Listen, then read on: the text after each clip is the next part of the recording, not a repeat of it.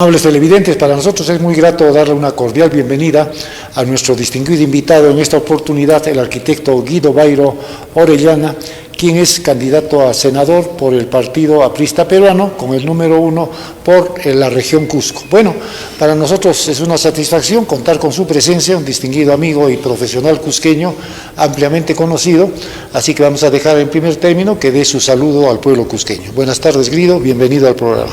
Muchísimas gracias. En primer lugar, un saludo a la empresa de televisión, a ti como persona. Creo que es muy importante que estar presente en tu programa es una manera de llegar a la población del Cusco, ¿no? Bien. ¿Qué te ha motivado, Guido, a entrar en política? No, en política has estado siempre, ¿no? Pero en una forma técnica más que política propiamente dicha. Pero ¿qué te ha motivado a ti para aceptar la candidatura a una senaduría por el Cusco? Bueno, en primer lugar, somos personas, como tú mismo lo has manifestado, que hemos culminado ya una carrera técnica de más de 50 años. Exactamente 50, porque yo comencé a trabajar el 76 en febrero en el Plan Copesco.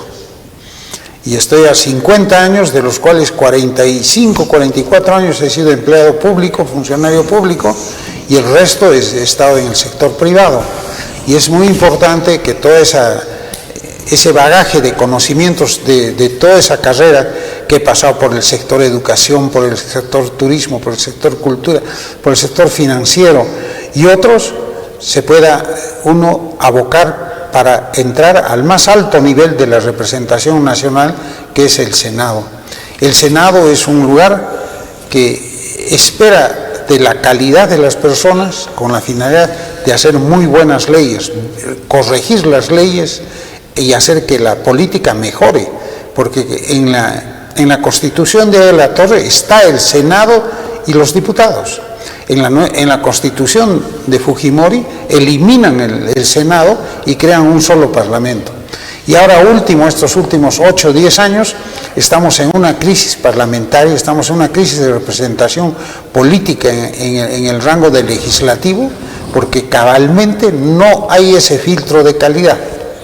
Bueno, perfectamente, estamos totalmente de acuerdo, porque en realidad, pues, como siempre se ha llamado al Senado, la Cámara reflexiva, la Cámara donde está la gente ya más madura, especializada, profesionalmente ya conocen con mucha experiencia, ¿no? Y son los que justamente al recibir las leyes que son aprobadas en los diputados pueden o no pueden pues hacerlos pasar, ¿no? Para que en realidad analizando bien.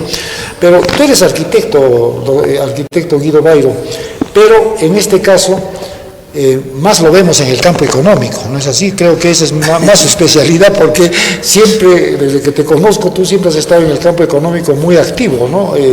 Además has sido director según veo en la biografía, director de Electro Sureste, has estado en la Caja Municipal como presidente del directorio en los últimos años, has estado como, según veo, también has sido... En esa parte has estado en política, entre 1987 y 99 como regidor de la Municipalidad Provincial del Cusco con Carlos Chacón, seguramente. Sí, con, ¿no? Carlos Chacón. Has estado en el directorio de FONAFE. Bueno, en realidad una trayectoria bastante amplia, en beneficio seguramente del Cusco, ¿no? ¿Qué nos puedes señalar tú que has desarrollado en beneficio de nuestro pueblo? Bueno, yo tuve, como tocas el tema de mi formación en economía y finanzas, yo tuve la oportunidad en el año 82 de ser becado por las Naciones Unidas a CEPAL, y donde estuve 8 meses en Santiago de Chile en un posgrado que se llama Planificación del Desarrollo Regional. Y lógicamente ahí tuve, de 40 alumnos que éramos, tuve 36 compañeros de trabajo, de estudios, economistas, 2 agrónomos y éramos 2 arquitectos, un argentino y yo. Y allí recibí, creo, los mejores conocimientos de mi vida. Allí donde pude observar el shock de 2 tendencias económicas del mundo, porque Pinochet en ese momento en Chile hizo volver a los Chicago Boys, que había mandado después de su golpe a capacitarse en Chicago, y a su vez la CEPAL, el organismo donde yo estudiaba, era el núcleo en ese momento del estructuralismo económico, o sea, del poder del Estado. Incluso para sorpresa mía, lo más admirado para los de CEPAL en ese momento era todavía el modelo de Velasco.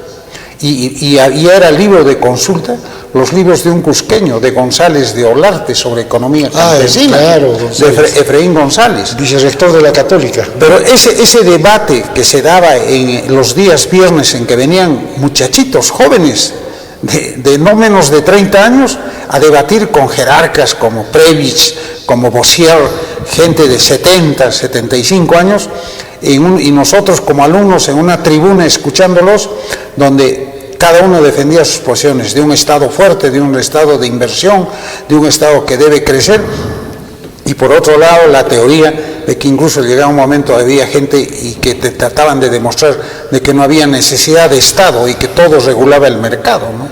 Y con ese know-how vine y quería darle la vuelta al Cusco realmente, y participé en un congreso del Colegio de Arquitectos en el año 83 y mi ponencia se llamaba Formación de Capital Regional, maneras de retener el capital. Porque de una u otra manera el gobierno central trae ingentes cantidades de dinero a través, como ahora lo estamos viendo con el Cano, pero si ese dinero cae tan rápidamente al fondo por el sistema económico y financiero del país, que otra vez está en Lima esos billetes. La masa monetaria se traslada a Lima y otra vez solamente consolida las clases poderosas, las clases grandes. Y en lo que yo pude captar en ese curso es de que había necesidad de establecer mecanismos medios e intermedios para retener ese capital. Y esos son los empresarios, los emprendedores locales y regionales.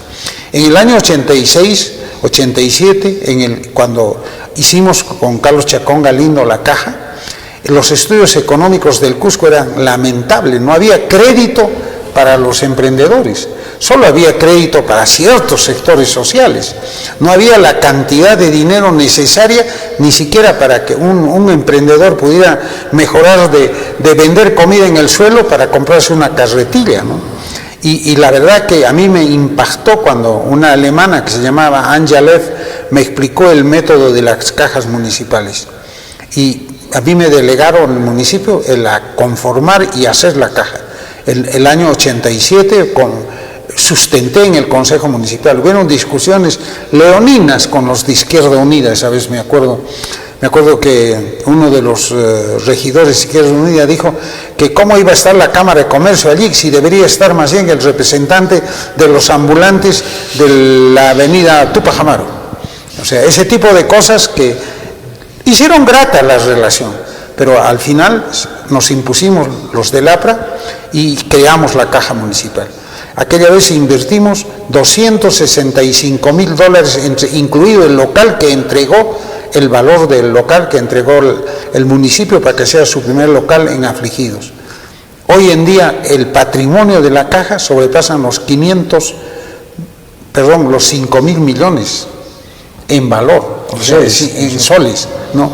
Y es increíble que se haya capitalizado de esa manera. Este año posiblemente le entrega a su dueño, que es el municipio, mejor dicho, que el municipio representa a su verdadero dueño, que es el pueblo del Cusco, porque el propietario es los 500,000 habitantes de la provincia del Cusco.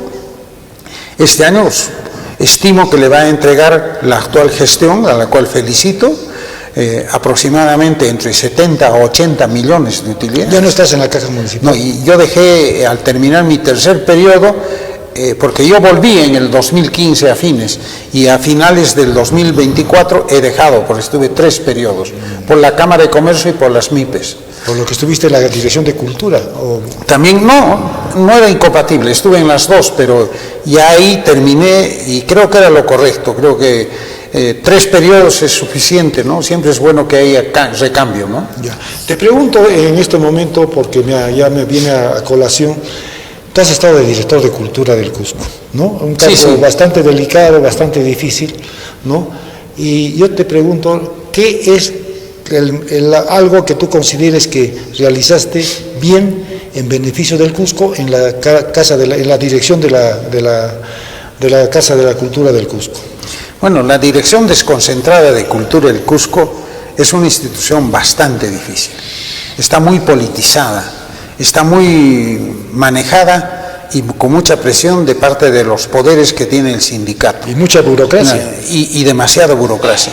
Yo creo que lo que me planteé yo como planificador que soy, primero era modificar la estructura orgánica. Logré aprobar una nueva estructura orgánica que recién la están implementando. Desgraciadamente yo he estado solamente 6 meses y medio. Había que poner en orden, había que estar vigilante, pero era muy difícil porque en ese entonces ni siquiera plazas de confianza tenía yo para llevar gente. Hoy en día con esta nueva estructura sí se ha aperturado varias cosas, ¿no? Pero ojalá que el nuevo director encauce todos estos temas para el beneficio del Cusco, ¿no? Pero ahí encontré serios problemas de tipo financiero por el hecho de que Machu Picchu rendía esa época y seguramente rinde por ahí como 240 millones al año, 220, y el presupuesto que le corresponde a cultura es solamente 100, 120, por lo tanto, como 100 a 120 se van al presupuesto nacional. O sea, el dinero que se recauda en Machu Picchu no se reinvierte ni en Machu Picchu ni en toda la región. Igual sucede con el boleto turístico. Mientras que el boleto turístico se reparte en 3 partes, a la alcaldía, o sea, al municipio, al gobierno regional, que es a la gerencia de turismo, y a cultura. Turismo y el municipio sí pueden disponer de sus fondos para fines del boleto turístico, mientras que la Dirección Desconcentrada de Cultura no puede disponer directamente. Va a una caja negra que se creó con motivo del COVID, del decreto supremo, creo que se llama el 41 del año 21, con la finalidad de ser caja chica, caja de todos los fondos del Estado y compensar aparentemente a los que no recaudaban nada. Pero ese periodo de emergencia ya ha pasado y eso no debería seguir así, ¿no?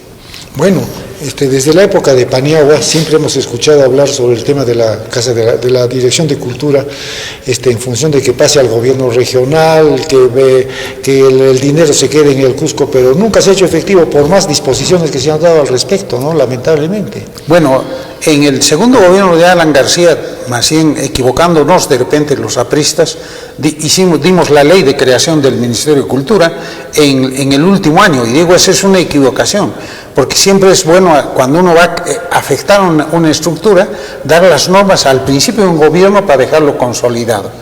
Y allí en esa ley dice en un artículo específico que las direcciones del Instituto Nacional de Culturas Regionales pasaran a los gobiernos regionales. Todavía en ese momento se llamaban Instituto Nacional de Cultura. Con una figura camuflada, como muchas veces la hace el Congreso, en una norma transitoria, ya en el gobierno de Humala, lo difieren eso por 2 años. Y ahí aparece ya, al implementarse la estructura del ministerio, aparece el concepto de dirección desconcentrada y por lo tanto como que pierde valor el decir el ex Instituto Nacional de Cultura.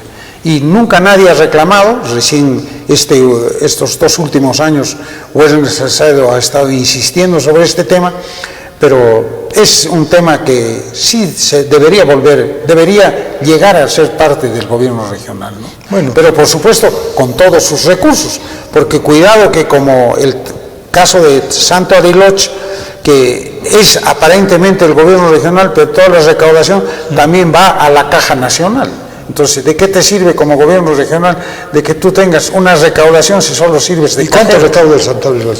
No, yo no conozco cuánto da por la rentabilidad, pero solo tiene un monto fijo de $8,000 más un porcentaje de la facturación. ¿Mensuales o anuales? Mensuales. Mensuales, ¿no? Pero ese tema, por ejemplo, ni le interesa al gobernador ni a ningún gobernador saber cuánto es, porque como le digo, solamente es una ventanilla de tránsito. Bueno, lamentablemente la Casa de la Cultura, la Dirección Desconcentrada de Cultura, depende pues mucho, en este momento es manejado prácticamente por Lima, ¿no? Y cuando se ha creado la Casa de la Cultura del Cusco, el año 1964, era totalmente independiente, era la primera Casa de la Cultura en provincias luego de la de Lima, cuando lo nombraron a Enrique León Velarde, tú lo conoces, el de la Guerra de los Viracochas, ¿no? Belaúnde de Terry en su primer gobierno lo pone a él y crea la Casa de la Cultura de Lima, y Cusco reclamó, y por ley que le hicieron Arteta Terzi y Rodolfo Samayoa, se crea la Casa de la Cultura del Cusco el año 64. La Casa de la Cultura del Cusco en ese momento se creó con el fin fundamental, Guido, de que se dedicara a la cultura.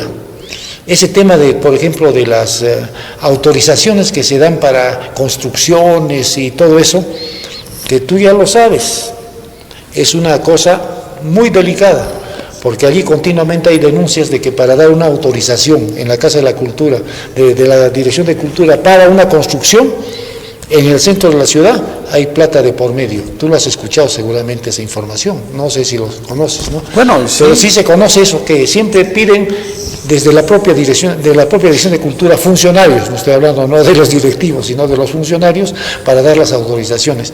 Y eso es lamentable que se haya caído en eso, ¿no?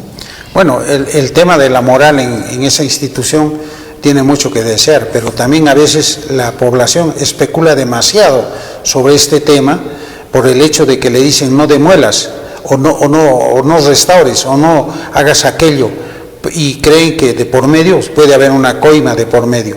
Y si lo ha habido, eso está mal que se haga, ¿no? Y yo he llegado a cultura, todo el mundo me ha ofrecido pruebas de corrupción, pero nunca me ha alcanzado un documento que demuestre que había corrupción. Y yo conozco profesionales de primera línea ahí, pero también hay gente de dudosa reputación, ¿no? Y a la vista es cuando uno ve los signos exteriores de riqueza de las personas, porque con sueldos del Estado uno no puede tener cierto patrimonio, ¿no? Claro, por supuesto. Bueno, indudablemente, ¿y cómo ves la campaña electoral del partido aprista, Guido? Enrique Valderrama, ¿tú crees que era el candidato ideal en este momento para las elecciones del presente año? Bueno, mira, yo fui más respaldando a Hernán Garrido Leca, pero eso no quiere decir de que hecha la elección, las elecciones primarias a nivel nacional, y siendo el único partido que hemos elegido por un sistema democrático directo, tengamos que nosotros ponernos a discutir y pelear la validez de la elección, porque incluso el árbitro ha sido el Jurado Nacional de Elecciones. Por primera vez había una elección. Ese día de las elecciones primarias fui yo a visitar a los personeros, a ver si les llevaba una gaseosa a los miembros de mesa, y curiosamente ni la policía me dejó entrar pese a ser candidato dentro del colegio, y solo entraba los del partido que estaban registrados en los padrones del partido, y eso es prueba de una limpieza total. Por lo tanto hay que aceptar ese resultado. Yo estoy convencido que Quique Valderrama es un buen candidato.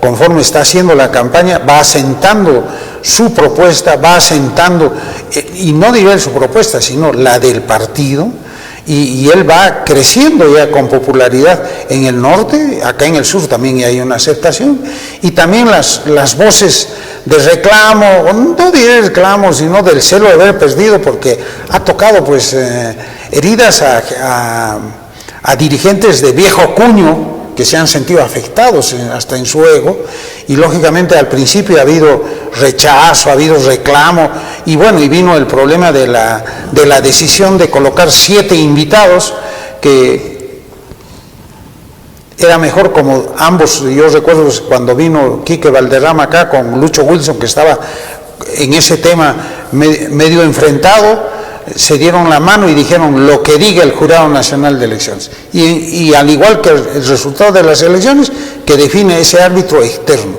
ya lo ha definido, ya no hay reclamos, ya no hay cambios, y estamos en marcha en la elección. Pero si tú lo ves a Enrique Valderrama, mi distinguido arquitecto Guido Bairo, no produce buena impresión.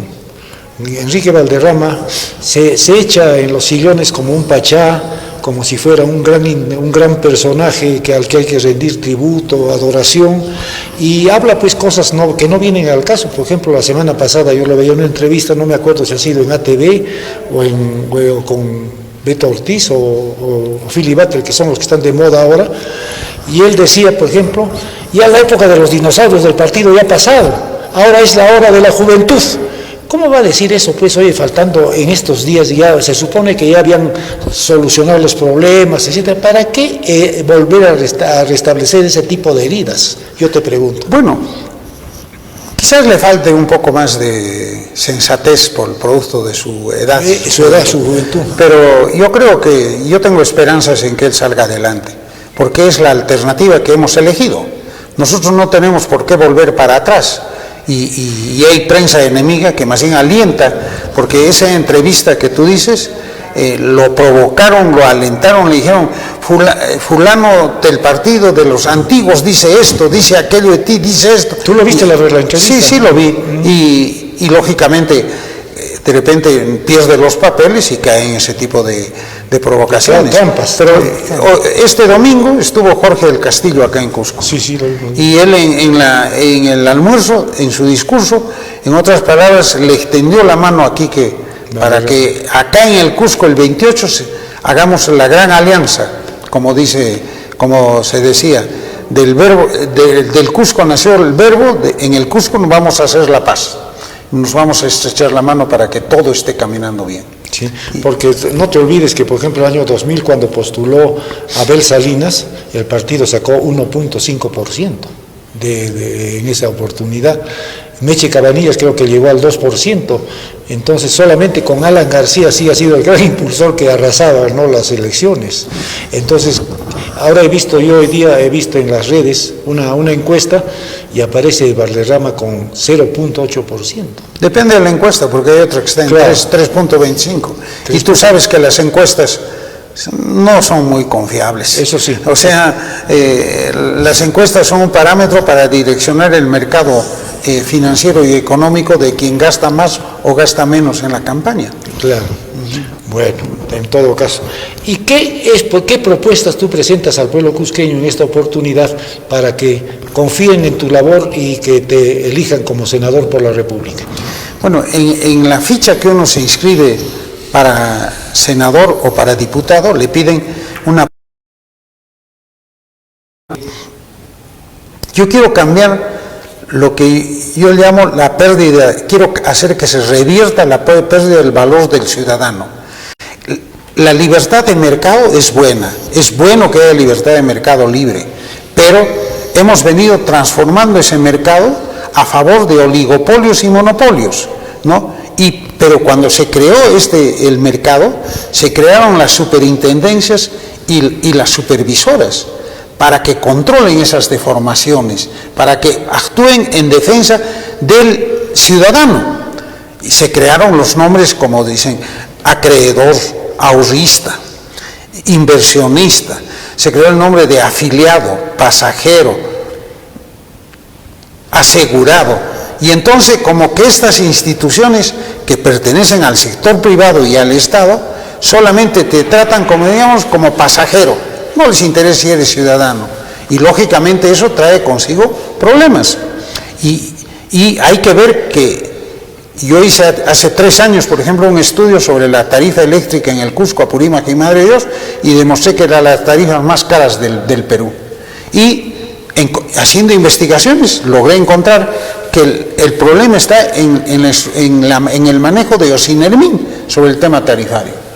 Pero en estos organismos no existe representación de usuarios. El único de los organismos reguladores, que es Ocitran, tiene 4 comités regionales de usuarios, porque la ley incluso le obligaba a tener 24, pero cuando llegaron al 4 frenaron en el centralismo en la época de Humala y lo congelaron, el proceso de esa implementación.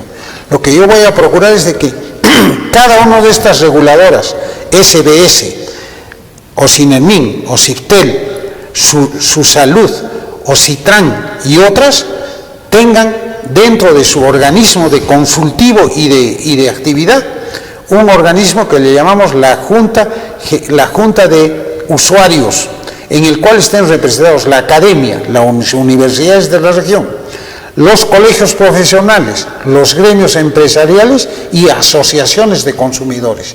De tal manera que sin tener poder de veto, sin tener poder de legislar, tengan que dar su opinión. La experiencia que hemos vivido con Ocitran, que he sido miembro 4 años del Comité de Usuarios acá en Cusco, ha sido muy interesante.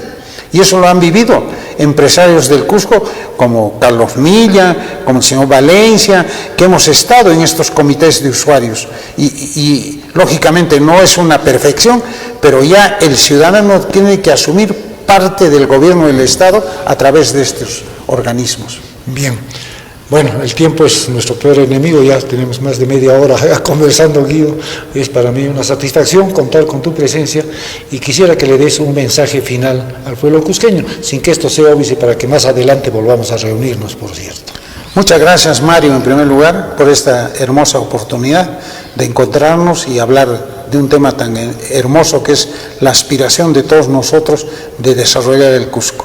Guido Bairo es una persona que ya está en la etapa final de su vida. Tengo 74 años, próximos a los 75, tengo hijos logrados, bien logrados, no tengo apuros económicos y he tomado la decisión de que todo el conocimiento que he adquirido a través de estudios y de la experiencia de trabajo, en quererlo entregar a la ciudad que tanto quiero, a la región que tanto amo, el Cusco. Muchas gracias, y para que yo pueda ser senador regional por el Cusco, marquen la estrella del APRA y escriban el 1. Muchas gracias. Bien, muchísimas gracias al arquitecto Guido Bairo Orellana, amables televidentes, con nosotros, candidato con el número 1 del partido aprista al Senado por el Cusco. Bien, hacemos una brevísima pausa.